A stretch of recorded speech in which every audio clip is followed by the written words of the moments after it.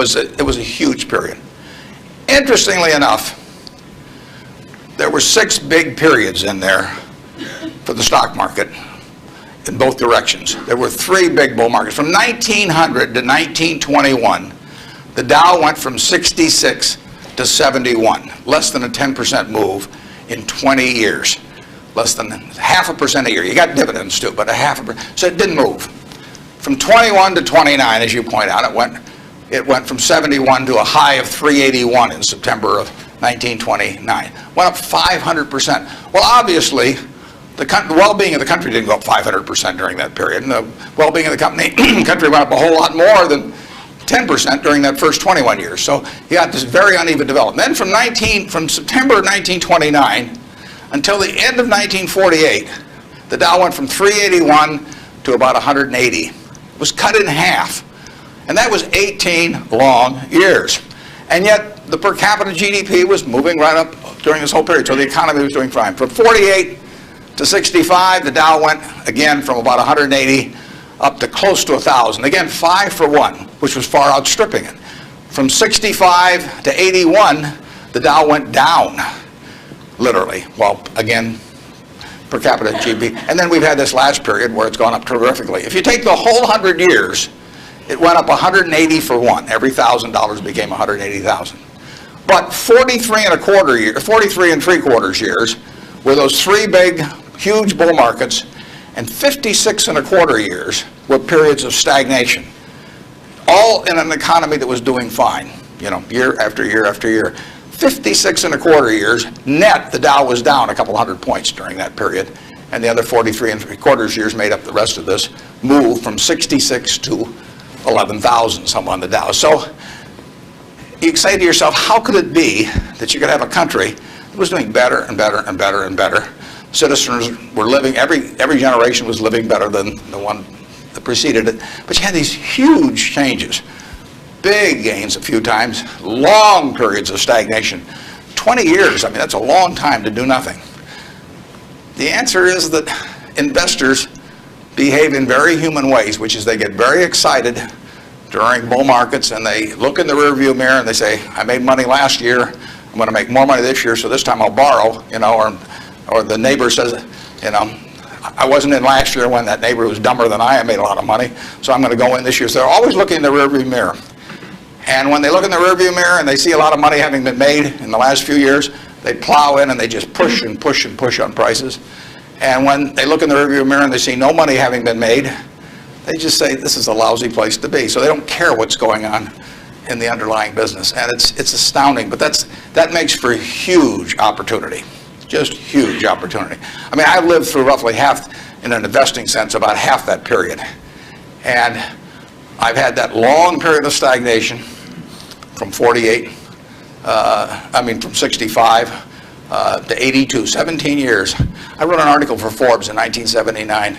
I just said, how can this be? Pension funds in 1970 put 100 and some % of their new money in stock because they were wild about stocks.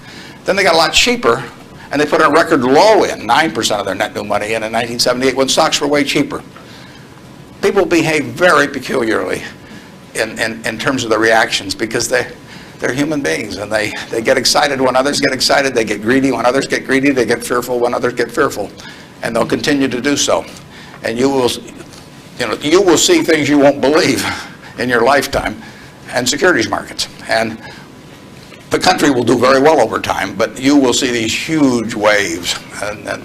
And if you can stay objective throughout that, if you can detach yourself temperamentally from the crowd, you get very rich, and you won't have to be very bright. I mean, I'm sure you are, but it doesn't take brains. It takes temperament.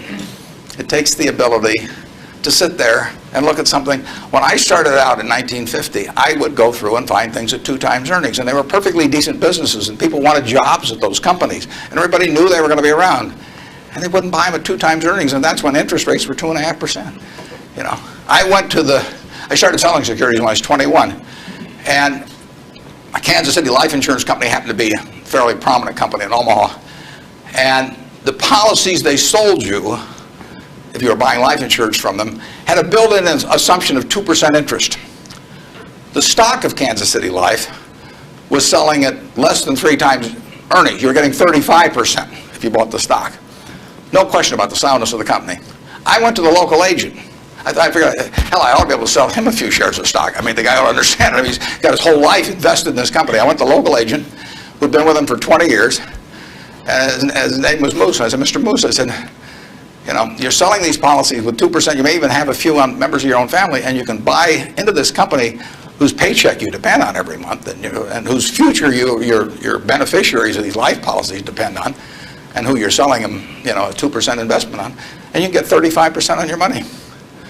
He said, you know, stocks aren't any good, and I couldn't sell you. You know, I was a lousy salesman. I mean, well, you have to start with that, but it just blew me away.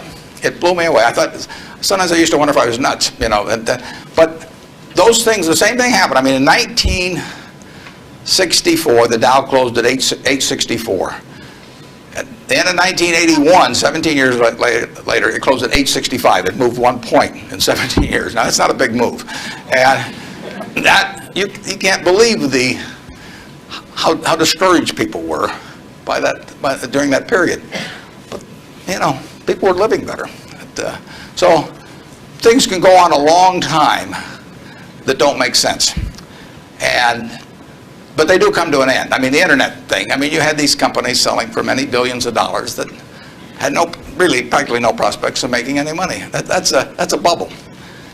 But Herb Stein one time said, anything that can't go on forever will end. Now, that seems pretty, but think about that. And particularly think about it next time you're trying to do something just because the stock's gone up a whole lot, you know, and your neighbor's made money or something. You've got to be, you just have to sit and think objectively and think about, would I buy this whole business? If it's an internet company that's got 100 million shares out and selling at 100, that's $10 billion. Is it worth $10 billion? If it's worth $10 billion, it's got to be able to give you, you know, 700 or 800 million next year. And if it doesn't give you 700 or 800 million next year, it has to give you maybe 10% more than that the year after and continue to. There aren't a lot of businesses that can do that. And people just go crazy. And of course, it's fun. I mean, it's like that sign they put in brokerage offices that says, avoid hangovers, stay drunk. You know, I mean, it's just so much fun to keep playing. But you got to do sensible things to